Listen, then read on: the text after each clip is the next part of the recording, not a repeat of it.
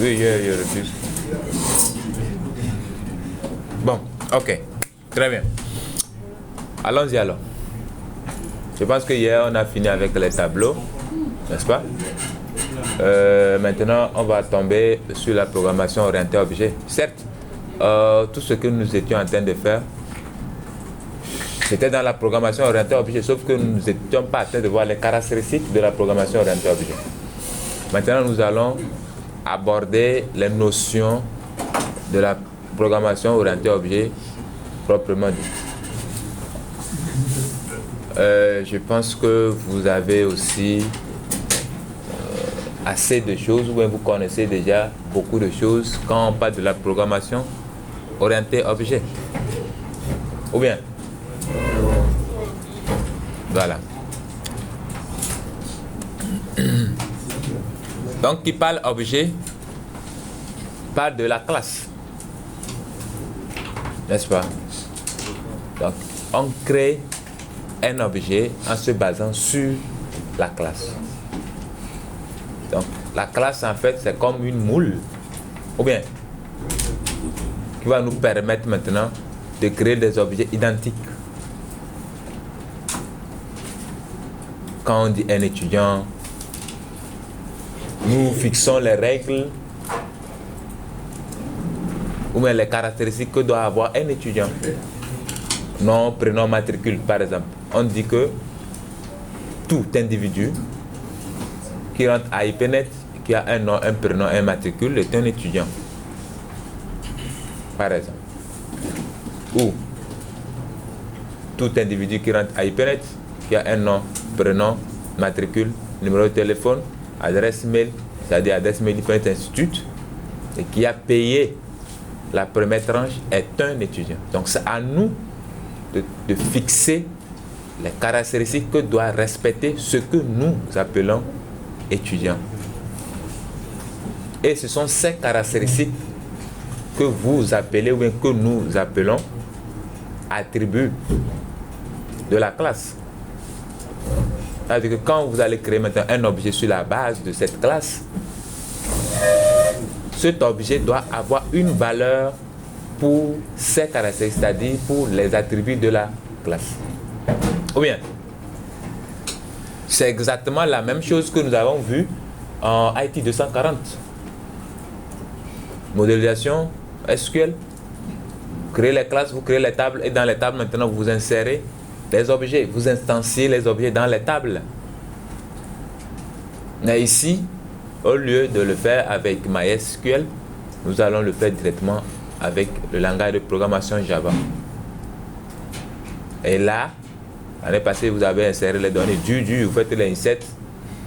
Maintenant, quand vous allez apprendre la programmation orientée objet, je sais que vous avez déjà fait, vous allez maintenant prendre les données des classes maintenant et les envoyer dans la base de données. Ça veut dire qu'il y a une correspondance entre les attributs de la classe dans Java que nous allons voir et les noms, d'accord, des colonnes, des tables. Ça veut dire que chaque classe en fait correspond à une table dans la base de données. Bon, pas forcément. C'est ça qui faisait la différence entre un diagramme de classe et quoi? Et le modèle conceptuel.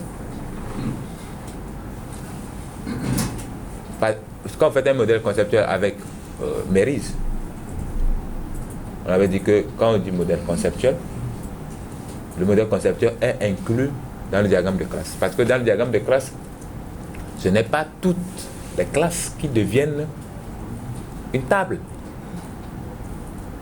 Ou bien, quand vous prenez, comment l'appelle-t-on, une classe abstraite, elle n'a pas de correspondance, elle n'a pas d'objet. On ne peut pas créer un objet avec une classe abstraite, donc elle n'a pas de table correspondante dans la table, dans la base de données. Donc ce qui fait que vous pouvez avoir n classes dans votre diagramme de classe et avoir peut-être n-m tables dans la base de données. Ah, d'accord. Okay. Donc un objet existe en mémoire et effectue une tâche spécifique. Donc vous savez déjà ce qu'on appelle un objet. Qui ne sait pas ce que j'appelle par objet ici? Ok. Donc, les objets ont deux capacités générales. Les objets peuvent stocker des données. Donc, les éléments de données stockés dans un objet sont également appelés champs ou attributs. Il y a quoi? Les objets peuvent effectuer des opérations. Et les opérations qu'un objet peut effectuer, d'accord, sont appelées méthodes. Ça, il n'y a rien de nouveau ici. Donc, vous avez déjà utilisé l'objet suivant, l'objet scanner. Scanner, c'est une classe. Et pour l'utiliser, vous avez dû l'instancier. Vous avez dû créer un objet de la classe afin de profiter des fonctions, d'accord, qui sont à l'intérieur de la classe. Quand il appelle fonction, ce sont les méthodes. Hein. Donc, pour avoir accès aux méthodes qui sont à l'intérieur d'une classe, il faut d'abord créer une référence de la classe. Ou bien, et à l'aide de la référence de la classe maintenant, vous mettez la référence point, et là vous avez la liste de toutes les méthodes qui sont à l'intérieur de la classe. Donc c'est la même chose que nous avons fait ici avec la classe scanner.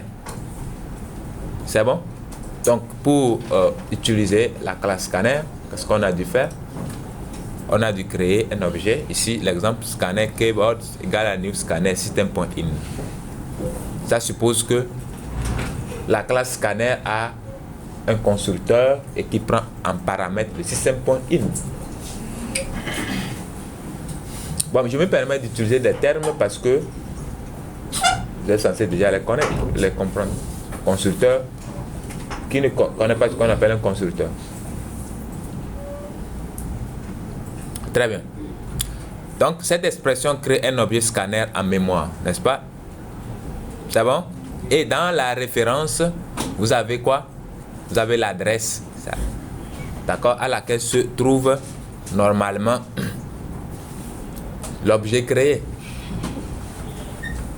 Parce que si vous faites system.out.println keyboard, vous allez tomber sur l'adresse où se retrouve l'objet que vous avez créé. Vous ne pouvez pas afficher directement le contenu de la classe en utilisant system.out.println la référence. Là, ça vous donne l'adresse. Et je pense que on a eu à discuter de ça. Je vous ai expliqué exactement ce que ça signifie quand on parle d'adresse de l'objet. Ou bien, quand on parle de la classe string. Bon, de toutes les façons, moi, je me rappelle. L'API Java fournit de nombreuses classes. Donc, jusqu'à présent, tout ce que nous avons pu utiliser, d'accord, ce sont toutes les classes qu'on a eu à utiliser sont des classes provenant de l'API Java. Quand je dis API Java, toutes les classes par défaut que vous importez et utilisez. Quand vous importez scanner du package java.util, c'est un API. API, ça veut dire quoi? DAGA. API, ça veut dire quoi? Application Programming Interface. Dès que vous importez une classe par défaut qui va vous permettre de faire un travail spécifique, vous êtes en train d'utiliser l'API Java. Hier, quand je voulais pas me tester les array lists et puis les listes, j'ai dû importer les listes ou bien j'ai importé array list aussi. Donc ça c'est un API Java. C'est bon? Maintenant ici, par exemple, le random, c'est un API Java qui va vous permettre de générer par exemple, les nombres au hasard dans un intervalle donné. Pour l'utiliser, vous l'importez et vous l'utilisez. Donc tout ce que vous aurez à importer, toutes les classes qui sont disponibles, qui sont fournies par Java que vous utilisez, là vous êtes en train d'utiliser l'API Java. Donc l'utilisateur peut définir ses propres classes, déterminer les données dont il aura besoin. Pour ça je dis, c'est pas le bon coup que j'ai avec moi ici. Déterminer les méthodes. Donc quand vous définissez votre classe, d'accord, c'est vous qui allez déterminer l'ensemble des attributs, leur type, leur visibilité et l'ensemble des actions que vous allez mener sur ces attributs, c'est-à-dire l'ensemble des méthodes de votre classe. C'est vous qui devez les déterminer. Sur la base de quel diagramme UML? Quand on a vu UML, pour déterminer les méthodes, quel est le diagramme que vous allez utiliser pour déterminer les méthodes? Diagramme de cas d'utilisation, oui. Le diagramme de cas d'utilisation, le diagramme d'activité. Ce sont des diagrammes qui vont vous permettre de déterminer la liste des méthodes à implémenter dans les classes respectives. Maintenant, on va prendre un exemple qu'on va utiliser pas à pas. C'est-à-dire un objet rectangle aura les champs suivants. Le length, c'est-à-dire la longueur. Le champ de longueur contiendra la longueur du rectangle. D'accord? Et le width, c'est-à-dire le champ largeur, d'accord, contiendra la largeur du rectangle. Le coût que les gens ont, c'est celui-là ou bien? Avec les fautes là que je vois. C'est ça, non? Les gens n'ont pas ça? J'ai vu les gens ont mon cours là.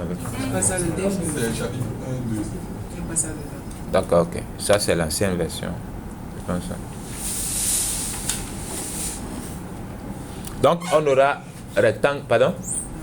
On aura la classe rectangle avec deux attributs. D'accord? Longueur et puis largeur. Longueur, c'est length. Largeur, c'est width. C'est bon? Ok. Donc, dans le champ longueur, nous allons y loger la longueur du rectangle et dans le champ width, nous allons y loger la largeur, c'est-à-dire la valeur de la largeur du rectangle.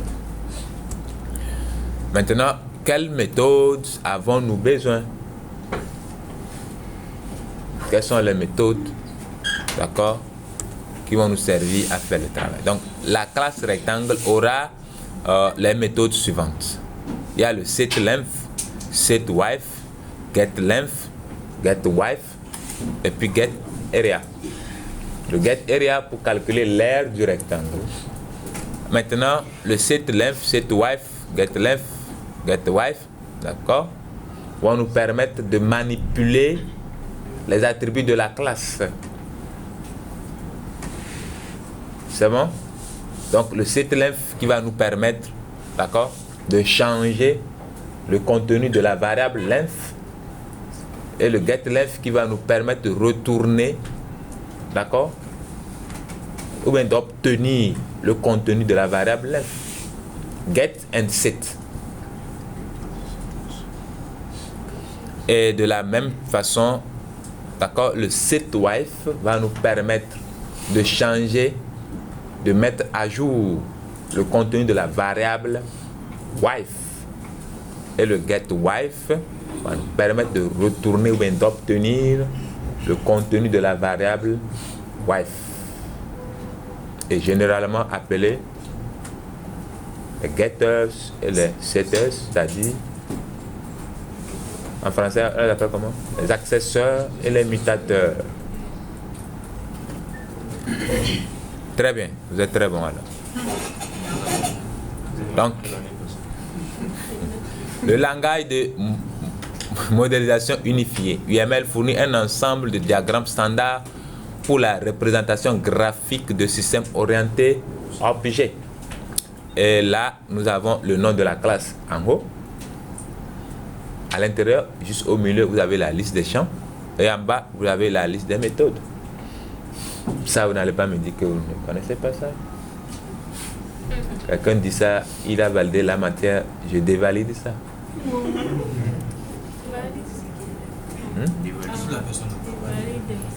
Si la personne n'a pas validé, ça veut dire qu'on va se revoir, il n'y a pas de souci.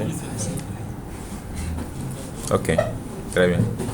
Donc, la classe rectangle en question se représente comme suit, ou bien est représentée comme suit. Le nom de la classe rectangle, d'accord, et à l'intérieur maintenant, nous avons les champs length et width, n'est-ce pas? Et en bas, on a la liste des méthodes telles que setLength, setWidth, getLength, getWidth et getArea.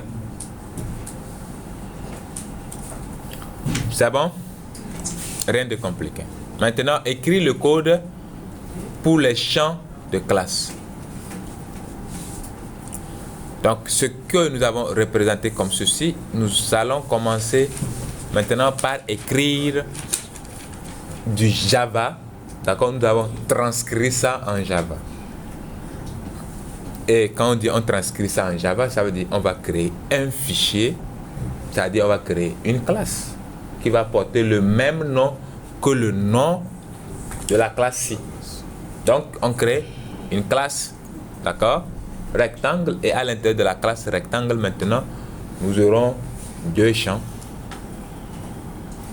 length et puis width, dont la visibilité est private.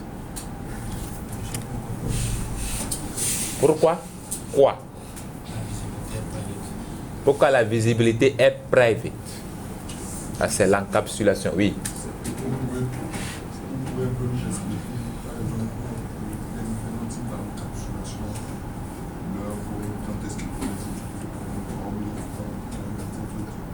Ah, vous me dites de lui expliquer. Non, de nous expliquer. Dans ce cours, on va tout voir. Je ne savais pas presser, il y a tout. Tout est là.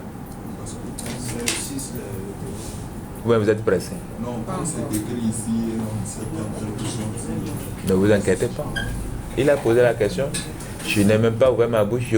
À peine il commence l'encapsulation, je me dis de vous expliquer tous les types d'encapsulation. Il fallait me laisser parler d'abord mieux.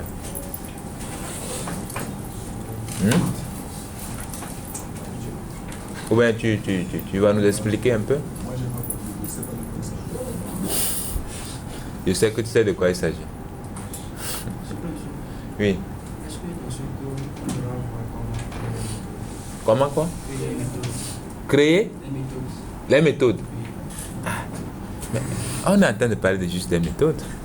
Maintenant, on va les voir, on va pas les créer. Alors, est-ce qu'on a fait le cours? Tout ce qui concerne la programmation orientée objet, on va voir. Jusqu'au polymorphisme, interface, ça dit tout. Vous allez tout voir.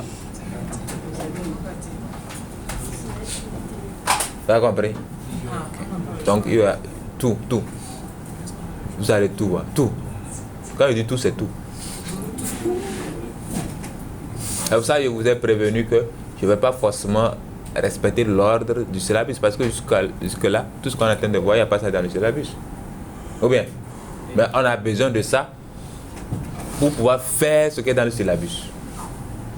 Donc, on va tout voir. Donc, là, ce que vous êtes en train de demander, justement, c'est ça sur le slide ici. On va parler de ça. Donc, ne soyez pas pressés, tout y est. C'est bon, non?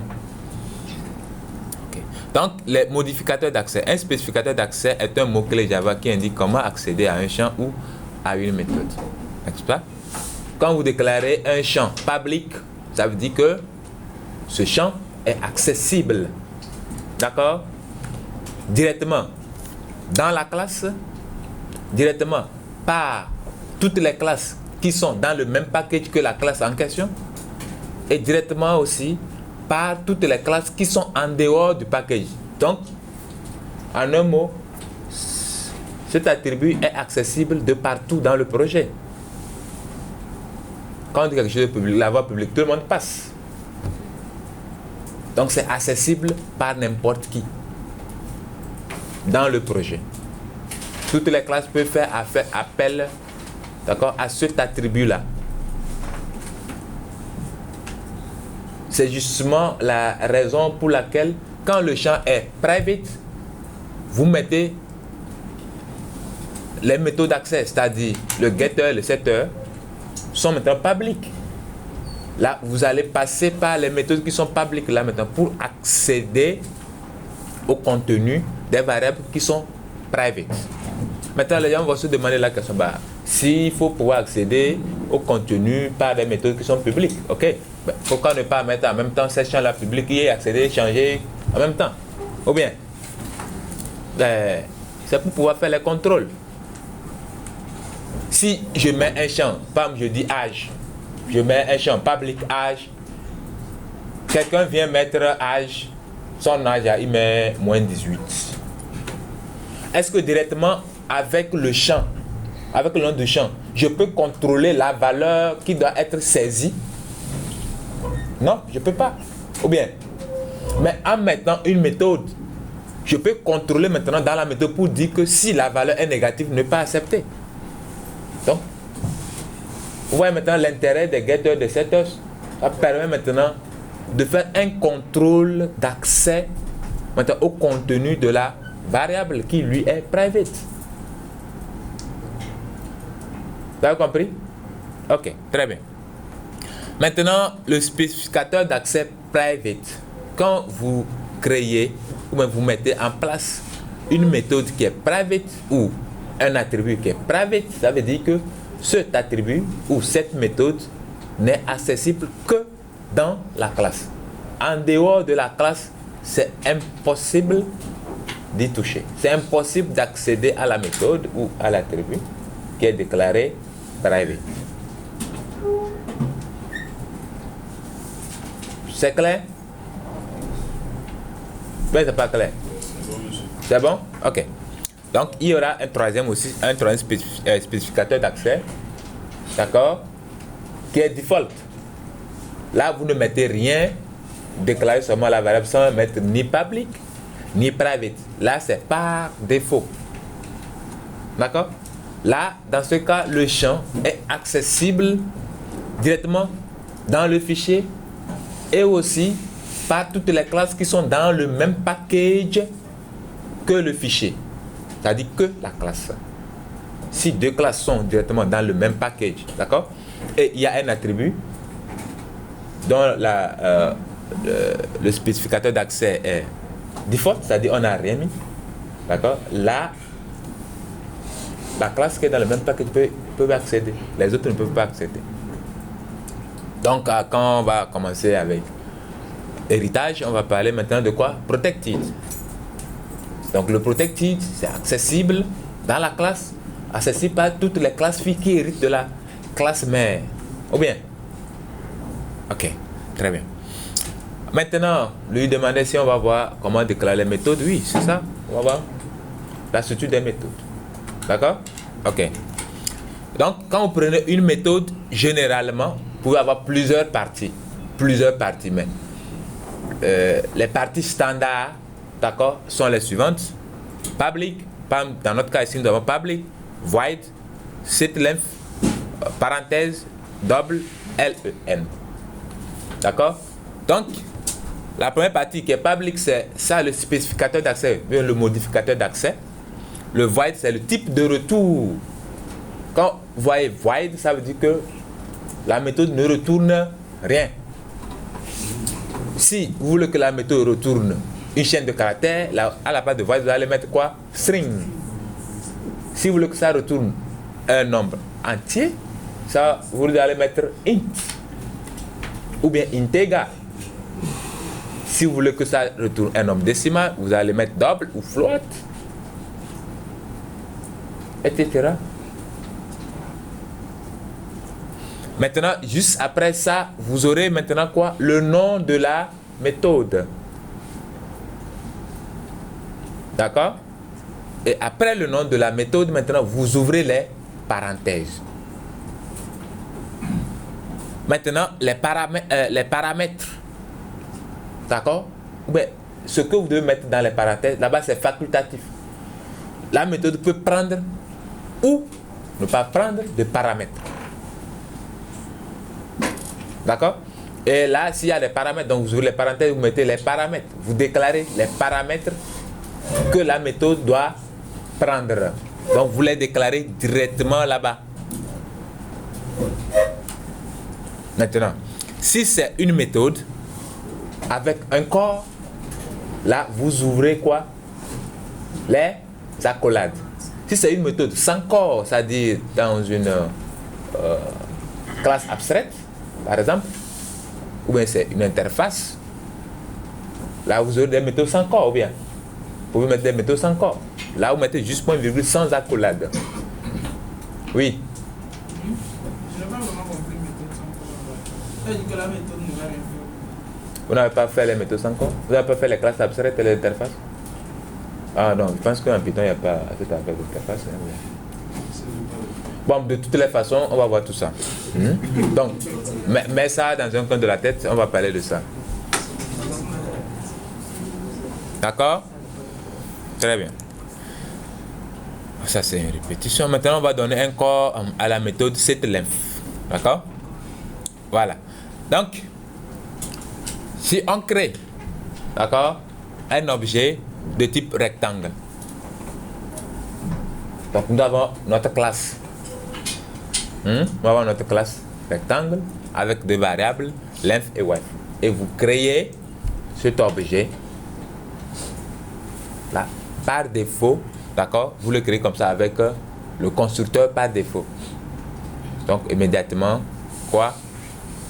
Les valeurs par défaut des attributs, c'est 0, pourquoi? Parce qu'on a déclaré ces variables-là, ces attributs-là de type double. Donc, par défaut, ça prend 0,0. C'est bon? OK. Maintenant, quand vous allez appeler la méthode box setLength, donc on a dit setLength permet de modifier le contenu de la variable length. Donc vous appelez la méthode là et vous lui passez la valeur, mais la nouvelle valeur que vous voulez mettre maintenant dans la variable length, n'est-ce pas? Et l'état de la classe, de l'objet plutôt change. C'est bon, non? Et là, ça devient quoi? Ça devient 10,0. Ou bien, c'est ça le rôle des setters. C'est-à-dire mutateur. Donc, on va essayer maintenant ensemble, d'accord? De mettre en pratique tout ce qu'on vient de dire.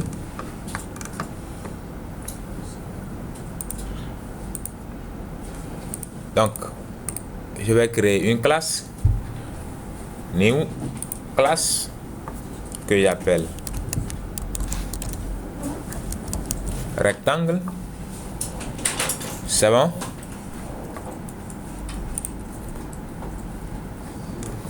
Voilà. Donc, dans ma classe rectangle, je vais mettre les deux champs. On a dit length, double length, point virgule. Je vais mettre encore private, double width, point virgule. D'accord? Et là, on va mettre en place les mutateurs et puis les accesseurs. Donc, public, qu'est-ce que j'ai écrit? Public quoi? Void, pour les mutateurs, c'est void, n'est-ce pas?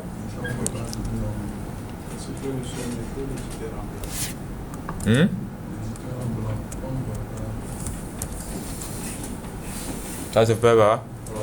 Et quand c'est blanc là, ça fait mal aux yeux. Vous ne voyez pas? Éteignez la lumière.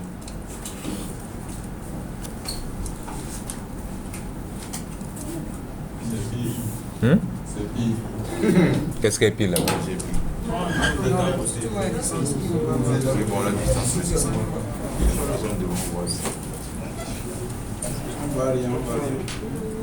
Pardon? Ce que je dis là, le fond là, ça fait mal aux yeux en fait.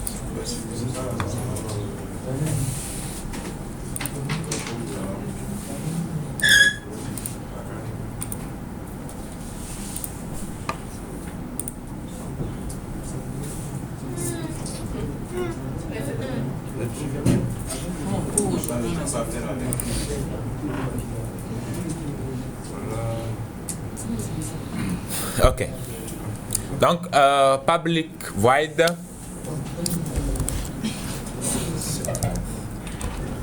Qu'est-ce que lui me fait là?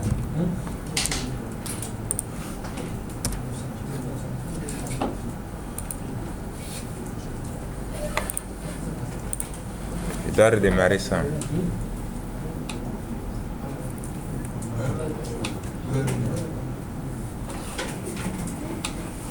faut que ça s'applique. Il faut que quand j'écris là, ça ne vient pas bien.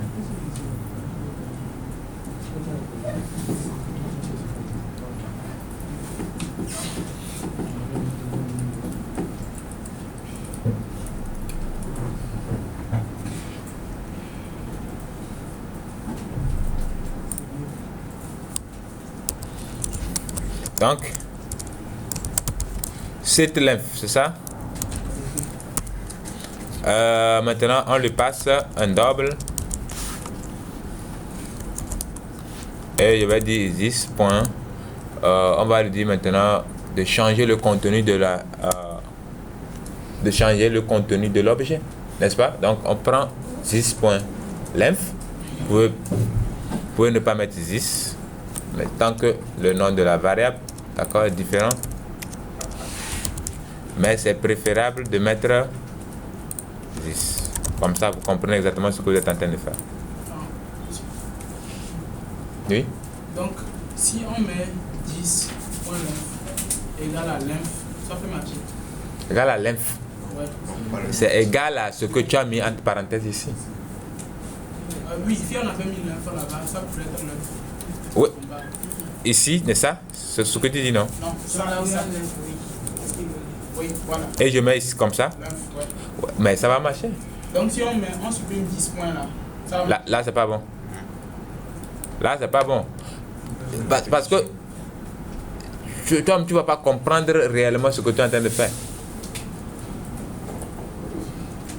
Bon, Quand tu vois ça comme ça, là, est-ce que tu comprends? Non, c'est pour moi même que je ne vais pas comprendre bien. Ou bien ça va pas marcher. Ouais. Marcher en quel sens? Du genre que je crée un objet et maintenant... Ouais, mais il va comprendre que celui-là, c'est la variable globale. D'accord? Et celui-là, c'est le paramètre. Mais c'est pas pratique. C'est pas pratique. Et tu peux avoir aussi... Bon, je sais pas comment il va expliquer ça, mais... Tu peux avoir des effets imprévisibles que personnellement je ne maîtrise même pas.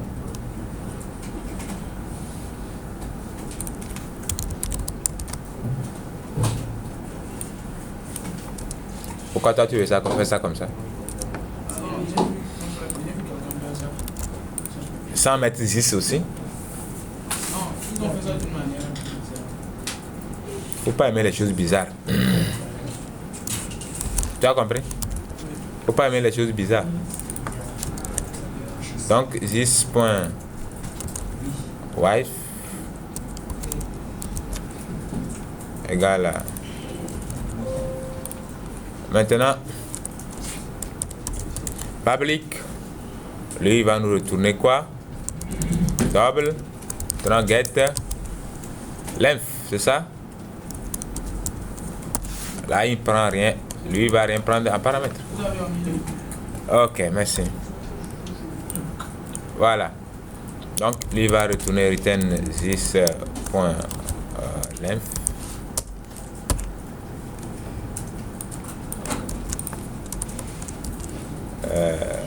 Get wife,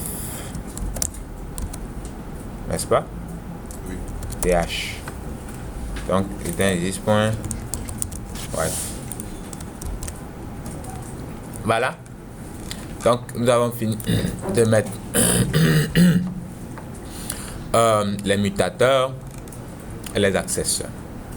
Donc ça c'est le corps de nos méthodes. C'est clair pour tout le monde, non?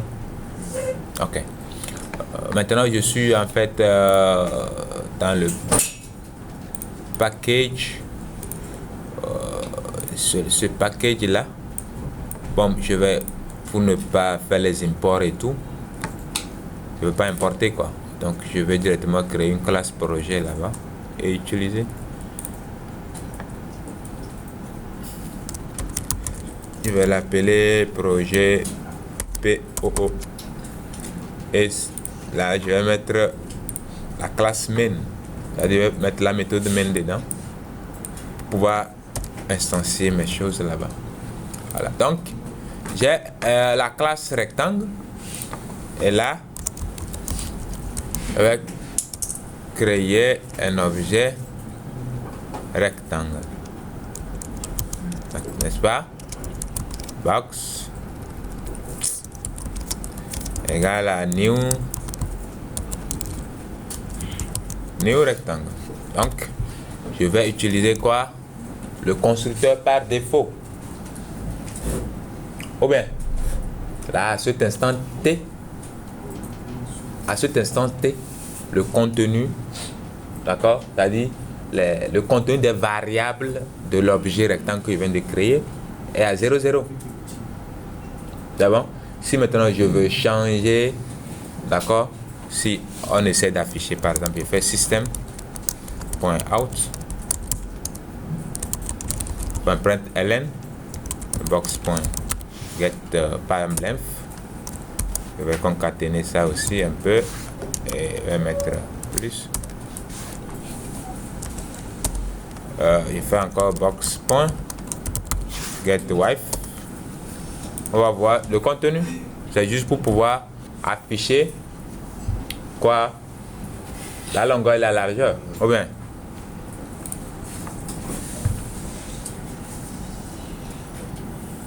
vous voyez quoi?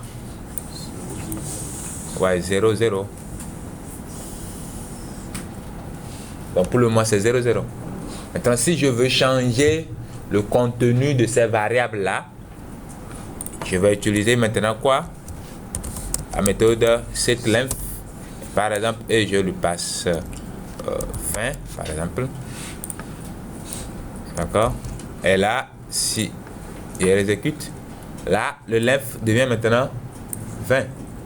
Donc c'est en ce sens on dit setters, c'est-à-dire les mutateurs permettent de changer le contenu, les attributs, d'accord, de l'objet ou bien de l'instance, de modifier, de mettre à jour.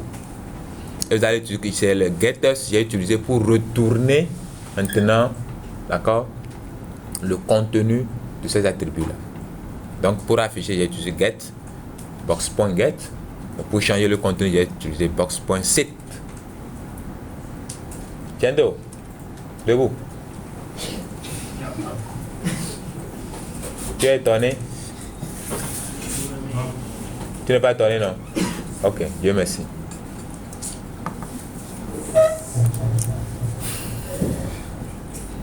C'est clair, non?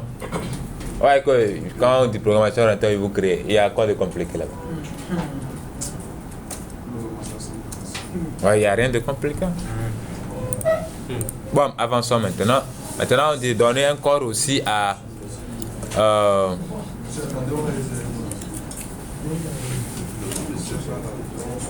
essayez quoi?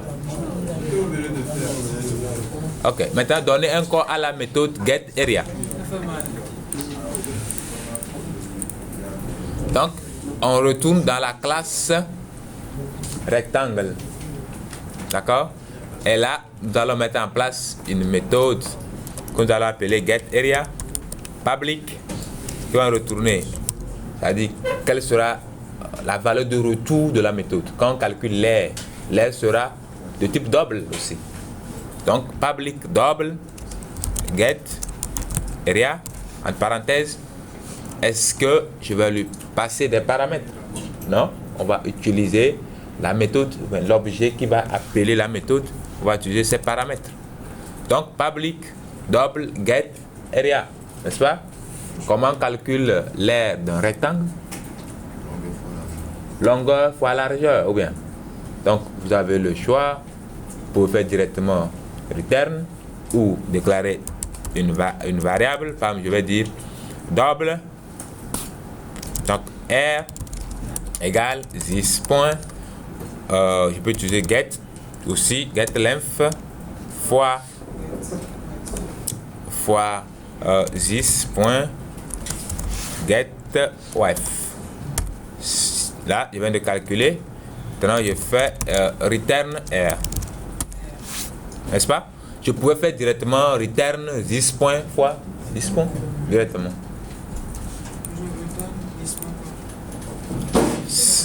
Je fais return ça là en même temps. Tu me suis pas? Oui.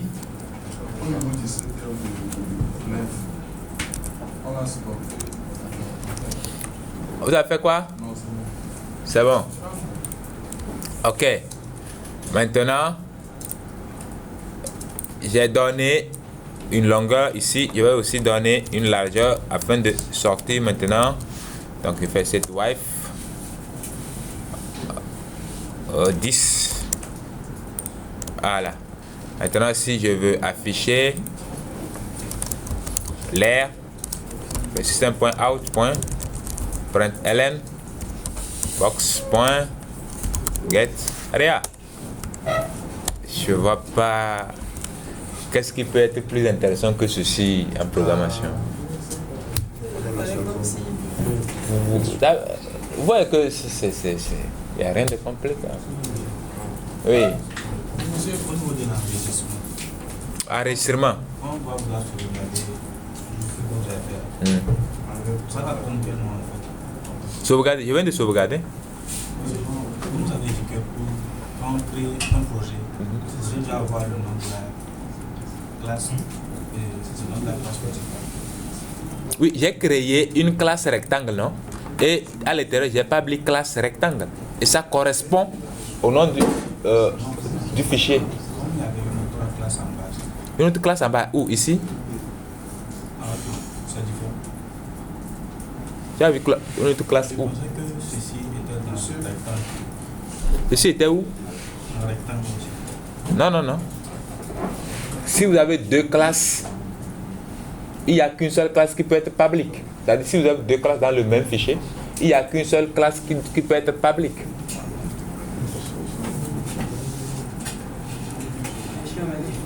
Pardon? Si on met default à place de public, Où?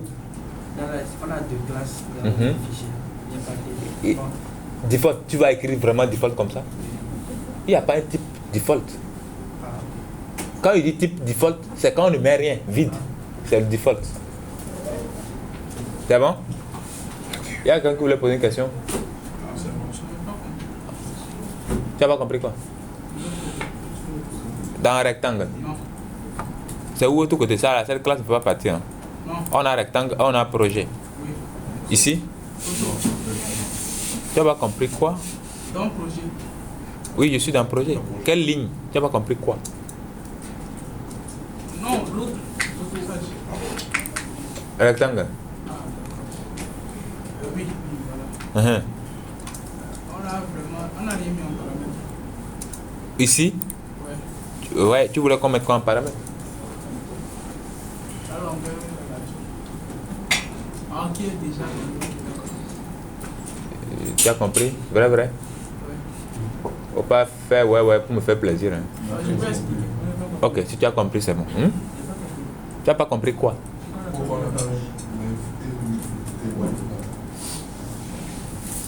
Quand vous définissez une méthode, il y a un objet qui appelle la méthode. Ou bien, pour pouvoir avoir accès à la méthode, vous créez une référence et dans la référence, vous logez un objet. Maintenant, quand vous faites la référence point, vous avez accès à la méthode, n'est-ce pas?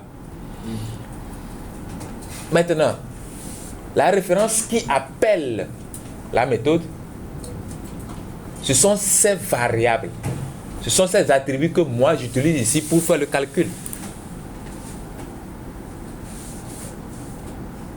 Donc, en disant this.getLength, je suis en train de dire à ma méthode qu'à l'appel, quand on l'appelle, que la méthode utilise les attributs de l'objet appelant.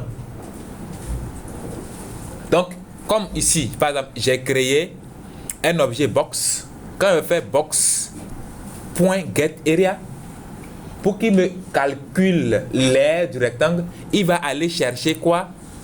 La longueur et la largeur de l'objet box que j'ai défini ici. Maintenant, une autre façon de faire serait, par exemple, ici, par exemple, je vais dire, bon, je vais l'appeler area autre, une autre méthode, parce que deux méthodes ne peuvent pas avoir le même nom. Hein. Ok. Donc, je peux dire par exemple que, ok, je vais passer un objet rectangle en paramètre, par exemple. Là, si je passe un objet en paramètre, et là, je veux dire, ok, quand on appelle la méthode, il faut lui passer, par exemple, le rectangle pour lequel la méthode doit calculer l'aire. Ou bien, là, en ce moment, au lieu de dire this.getLength, je vais plutôt mettre rect.length et puis rect.width. Tout court. Là, maintenant, à l'appel de la méthode, je lui passe le rectangle et il prend le rectangle pour aller chercher la longueur et la largeur. Mais moi, j'ai décidé plutôt d'utiliser l'objet qui appelle, l'objet qui va appeler la méthode. Mais sauf que ici, ça devient une redondance parce qu'en ce sens que même pour appeler la méthode, j'ai forcément besoin d'un objet. Donc ça sera préférable que ça soit une méthode statique par exemple. Là, quand c'est une méthode statique, là je n'ai plus besoin d'utiliser une instance de la classe pour appeler la méthode. Là j'utilise directement le nom de la classe sans passer par un objet forcément. Ou bien, c'est ça une méthode statique. Là, bon, si je mets statique là-bas, bon, ça a l'air d'avoir sens, ça a plus de sens. Bon, pour le moment, on ne va pas mélanger les termes. Les statiques, méthodes statiques et autres, on va réserver une séance. Il y a une partie pour ça après. J'ai la démarche. Quelle démarche? Quand vous êtes venu, quand vous êtes venu ici, vous avez créé un package dans lequel vous avez créé votre classe avec un autre. Maintenant, quand vous avez ouvert le programme, projet, PO, on est là. Je ne sais pas si vous avez créé un nouveau package. Non. C'est dans le même package en fait que j'ai créé les deux classes, rectangle et puis projet, dans le package PKG1. Et j'ai créé le rectangle et j'ai créé un autre fichier projet dans lequel maintenant j'y ai mis quoi? La méthode main. Donc dans un même package, on peut créer plusieurs fichiers sur vous. Vous pouvez créer autant de classes que vous voulez dans le même package. Moi, c'est parce que ma classe principale en entrée pour pouvoir exécuter était dans le package default. Donc pour pouvoir je devais faire importer d'abord tout ça là. Donc je ne veux pas déjà que les gens n'arrivent pas vraiment à comprendre ce qu'on est en train de faire, mélanger encore avec les imports et tout ça pour le moment. Bien sûr, on finira par le faire, mais pour le moment, on va pas à pas. C'est bon? Donc maintenant, il y a quoi? On va afficher maintenant l'aire de notre rectangle. Donc je fais seulement box.getArea et le travail là m'a juste opère. Il n'y a rien de compliqué. Donc ici, quand on vient ici, on doit créer aussi une nouvelle classe pour pouvoir appeler l'autre classe qu'on a créée. Non, ce n'est pas qu'il faut créer. En fait, je n'ai pas voulu utiliser ma classe rectangle comme... je n'ai pas voulu mettre la méthode main dans la classe rectangle. Je veux juste avoir une classe principalement là qui contient la méthode main. Et tout ce que je vais créer comme classe, je peux créer autant de classes. Quand je veux vouloir exécuter le projet, je veux vouloir tester le projet, je reviens dans la classe main, comme je l'avais expliqué. Parce que la classe dans laquelle il y a la méthode main, c'est par cette classe qu'on exécute le projet. Ou bien, donc, j'ai créé cette classe et c'est dedans, je vais instancier tous mes objets. Oui. Donc, selon l'explication, si vous pouvez aller dans le projet PO. Donc, on pouvait se trouver ici dans le projet PO. Et puis, bon, on crée, pas des la classe même. Et puis, on descend en bas, on crée maintenant une nouvelle classe, par exemple, classe rectangle, dans laquelle on définit les choses. Tu veux qu'on crée deux classes dans le même fichier? Oui, ça se fait. Mais pour le moment, ce n'est pas sur ce chemin que je veux t'amener, il faut d'abord comprendre ce que j'ai fait là. C'est la meilleure façon de faire pour le moment. Par exemple, si tu fais ton diagramme, d'accord? Tu as la classe personne, la classe étudiant, la classe filière, la classe patati patata. Tu ne vas pas aller créer toutes ces classes dans le même fichier. Donc, chaque classe est un fichier à part entière. Ou bien? Et là, maintenant, quand tu vas vouloir instancier ces classes, tu retournes dans la classe qui contient la méthode main pour les instancier là-bas. Si la classe qui contient la méthode main et les autres classes que tu veux tester ne sont pas dans le même package, là, tu es obligé maintenant de les importer. C'est ce que je ne voulais pas faire avec mon ancienne classe projet qui contenait ma méthode main.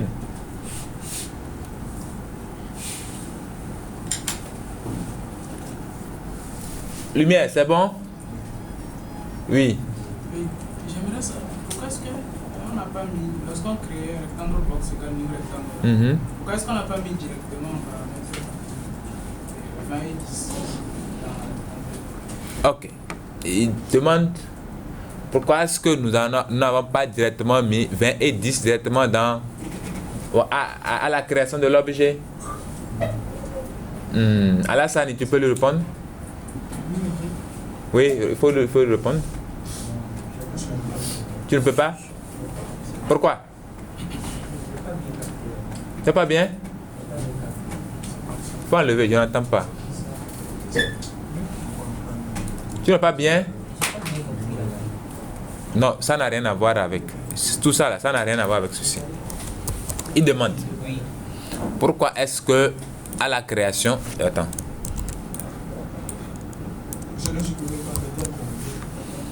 J'aime pas supprimer. J'ai caché. Donc, il demande pourquoi est-ce qu'on n'a pas mis 20 et 10 directement dans les parenthèses ici. Oui. Parce que là, il y a la longueur, puis là, la largeur. Très bien. Donc, c'est la raison pour laquelle les valeurs diffèrent. Adam, il faut l'apporter un coup de main.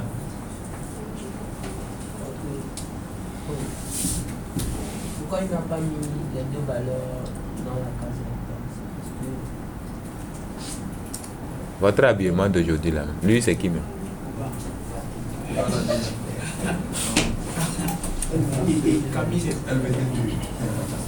C'est la même chose que tu as aussi apporté, non? C'est la montre. Ouais, toi tu disais quoi? Tu penses la même chose?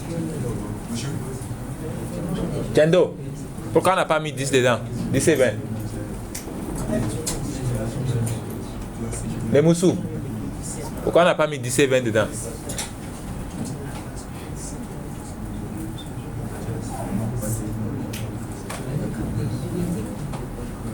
Voyez, pourquoi on n'a pas mis 10 et 20 dedans?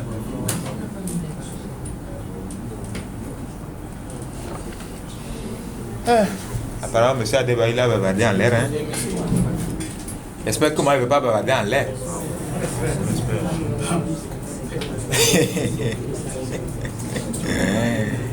Oui. À Kakbo. Parce qu'on n'a pas créé de constructeur. Très bien.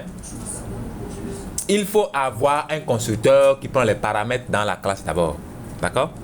En Java, par défaut, quand vous créez une classe, on a un constructeur par défaut. Et ce n'est pas un hasard. Pourquoi je dis que ce n'est pas un hasard? Parce que toutes les classes que vous créez en Java héritent d'une classe mère, la classe Object. Et dans cette classe Object, vous avez un constructeur par défaut. Vous savez très bien que quand vous faites l'héritage, vous avez fait l'héritage, non? Quand vous faites l'héritage, la première des choses qu'on vous demande, c'est de redéfinir le constructeur qui est dans la classe mère. Donc par défaut ici, dès que vous créez la classe, et comme elle hérite, d'accord, du constructeur de la classe mère Object, donc, ce constructeur est directement appelé.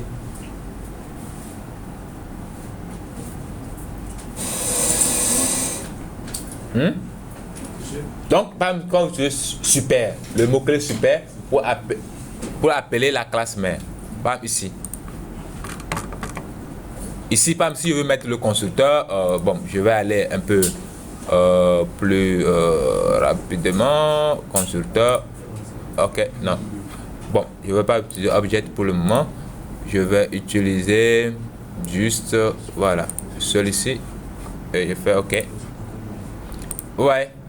Je viens de mettre maintenant un constructeur. Et là, automatiquement, il m'a inséré super. Super permet d'appeler quoi?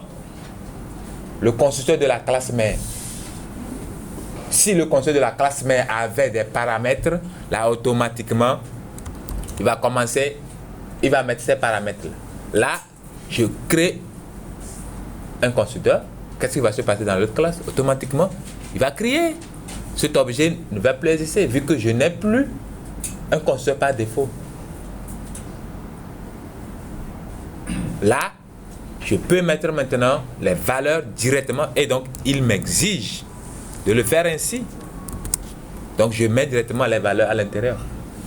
Mais si je veux forcément continuer par utiliser, c'est vrai, on n'a pas encore commencé par parler de l'héritage. Bon, c'est vous qui avez posé la question. Hein. Donc je vous amène là où vous voulez aller.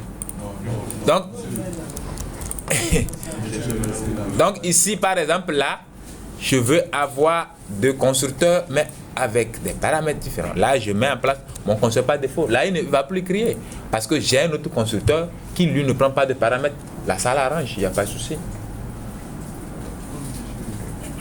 Pardon?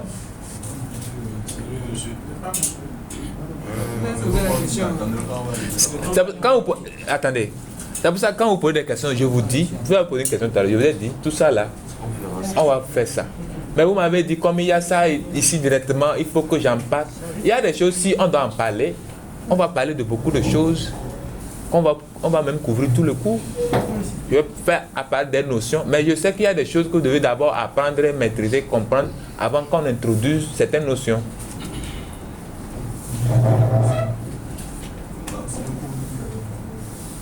Ancien code. Bon. Ça.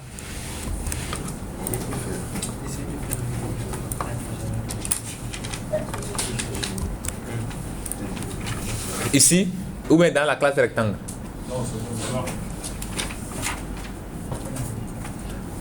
Il y a une autre question? Il faut que ça marche d'abord.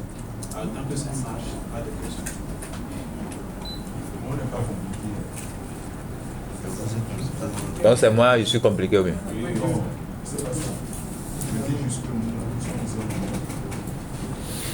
Bon, on peut avancer, non? Non, on va taper le cours de la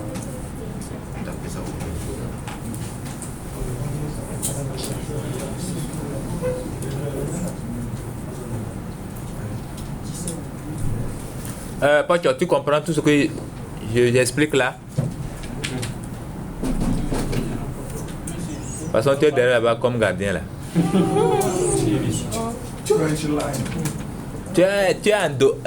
Tu t'adosses au mur et puis tu regardes. On dit tu es étranger à la salle. Assois-toi bien.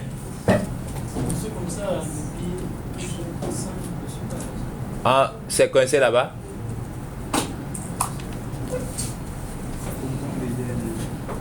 Et tu profites.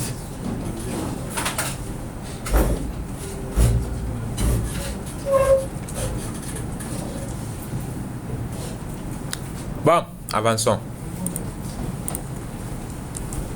Donc, en raison du concept du masquage des données, les champs d'une classe sont privés. Je pense que ça, je l'ai déjà expliqué. Les méthodes qui extraient les données des champs s'appellent des accesseurs et les méthodes qui modifient les données des champs s'appellent des mutateurs. Chaque champ que le programmeur souhaite voir affiché par d'autres classes a besoin d'un accesseur et chaque champ que le programmeur souhaite modifier par d'autres classes nécessite un mutateur. Ou bien Combosi. J'espère que tu suis très bien. Hein? Pardon? Très bien. Donc, pour notre exemple, les accessoires mutateurs sont les suivants: le setLength, le setWife, getLength, tout ça. Bon, ces méthodes sont aussi appelées getter et puis setters. Donc, un objet masque c'est champ privé interne du code situé en dehors de la classe dont il est une instance. Donc, seules les méthodes de la classe peuvent accéder directement aux données internes de l'objet et y apporter des modifications. Maintenant, le code en dehors de la classe doit utiliser les méthodes publiques, n'est-ce pas, de la classe pour opérer sur les champs privés d'un objet. C'est ce qu'on a fait.